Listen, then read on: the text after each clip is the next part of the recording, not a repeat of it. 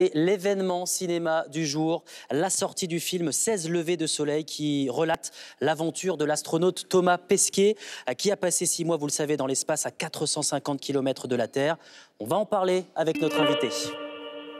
Bonsoir Pierre-Emmanuel Le Goff, vous êtes le réalisateur de ce documentaire exceptionnel. Alors avant de vous entendre, un extrait de la bande-annonce, on regarde.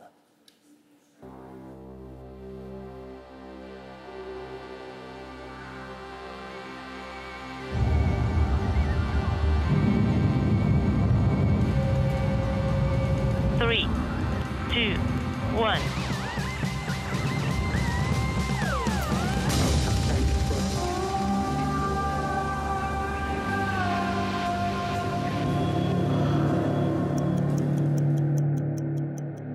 Allô Thomas, c'est maman.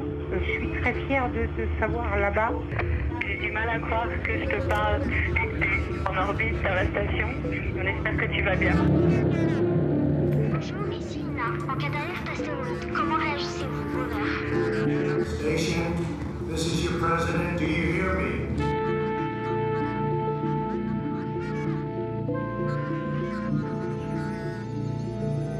La station spatiale, ça vole dans le ciel à 28 000 km/h, et donc ça fait 16 levées de soleil tous les jours.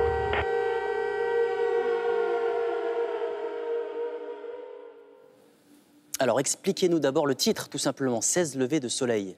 Alors le titre, en fait, ça vient du fait que quand il est dans l'espace, Thomas Pesquet fait le tour de la Terre en 90 minutes, à 28 000 km/h dans sa station spatiale. Résultat, il voit 16 levées et couchers de soleil par jour. Donc j'ai conservé le côté lever de soleil, c'était plus positif que le coucher de soleil. Alors le projet est né bien avant le décollage. Vous avez confié une caméra à Thomas Pesquet. Quelles étaient les consignes? Alors les consignes, c'était de faire un certain nombre de plans que j'avais prédéfinis, puisque j'ai eu la chance de coproduire un documentaire déjà tourné dans la station spatiale, ce qui me permettait de connaître plutôt bien la géographie et les angles qu'on pouvait avoir. Et donc il y avait une shooting list, une liste de plans à tourner, classés par ordre de priorité. Et on faisait des points réguliers par email pour savoir où il en était des tournages. Et parfois, je lui mettais un peu, entre guillemets, une pression amicale pour faire en sorte d'obtenir les plans dont je rêvais, notamment le plan au saxophone. Alors, il explique que le tournage était compliqué. Et oui, le but, ce n'était pas dans la mission de filmer, de tourner ces exploits, entre guillemets. Comment s'est-il organisé concrètement? Concrètement, en fait, quand il est dans l'espace, Thomas, il fait 6 jours consacrés aux expériences scientifiques et puis au maintien de l'entretien de son physique, puisque la vie dans l'espace est extrêmement délétère pour le corps humain. Et il y a une journée quand même qui est consacrée, on va dire, à son temps libre, aux échanges avec ses proches et en l'occurrence aussi à faire des images. Alors, il a fait beaucoup de photos, mais il a fait aussi pas mal de vidéos, notamment pour le film. Donc c'était vraiment sur un temps qui n'était pas consacré à la mission scientifique qu'il pouvait faire les images pour le film. Alors on est interpellé par la qualité des images. Comment l'expliquer?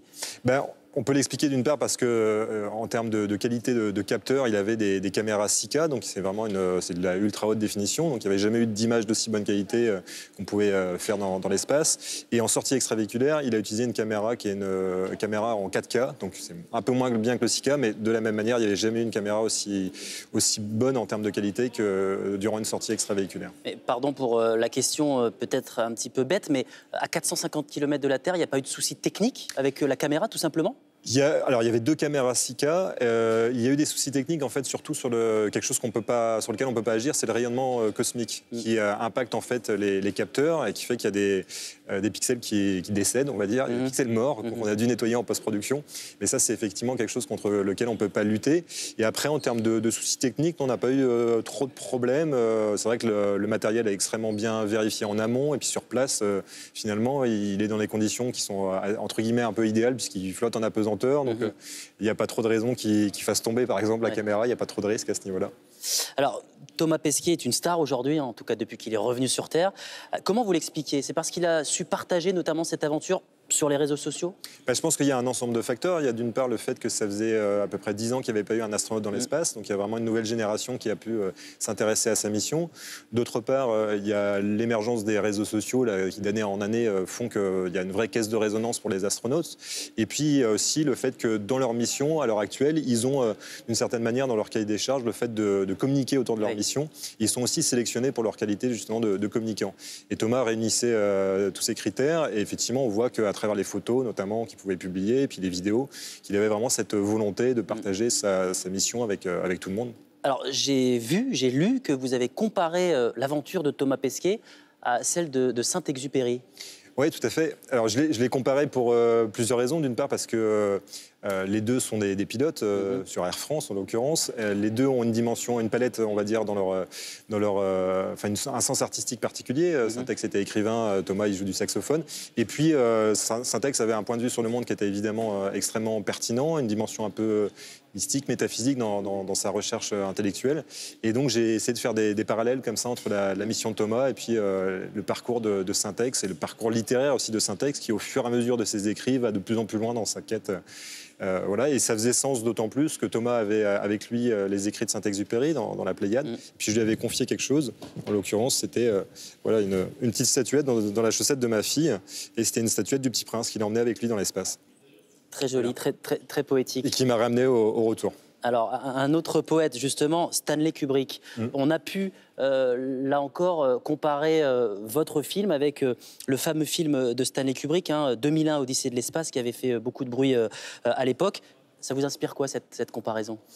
Bah évidemment, c'est flatteur, surtout que c'est il y a 50 ans, jour pour jour, que le film est sorti en France. Il est sorti le 27 septembre, pour être précis, 68. Et évidemment, c'est un film référence, c'est un film somme, c'est un film où, à la fois, Kubrick a réussi à faire des effets spéciaux qui étaient absolument sublimes pour l'époque, et en même temps avoir un vrai discours philosophique.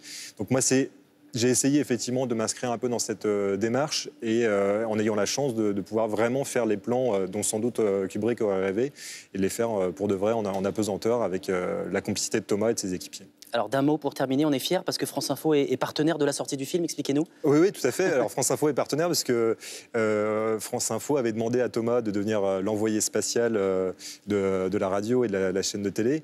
Et on avait d'ailleurs fait un premier documentaire pour France Télévisions qui s'appelait Thomas Pesquet, l'envoyé spatial, qui était très journalistique, très informatif. Là, on est parti sur autre chose, mais France Info a continué à nous suivre dans cette dimension plus de voyage intérieur de Thomas. Et on est très content de travailler avec cette radio qui justement est une radio qui se veut ouverte au grand public, ouverte sur le monde et aussi sur les thématiques, on va dire, politiques, puisque dans le film, on aborde aussi les thématiques politiques et l'absurdité de notre monde, on va dire, voilà, vu depuis 405 km d'altitude. Et c'est vrai que Thomas Pesquet ferait un bon journaliste, il a cette capacité à raconter, à témoigner. Merci beaucoup.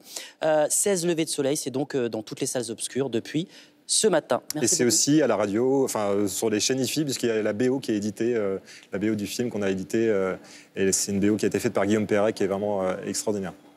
Et voilà, nous avons été complets. Merci beaucoup. Merci.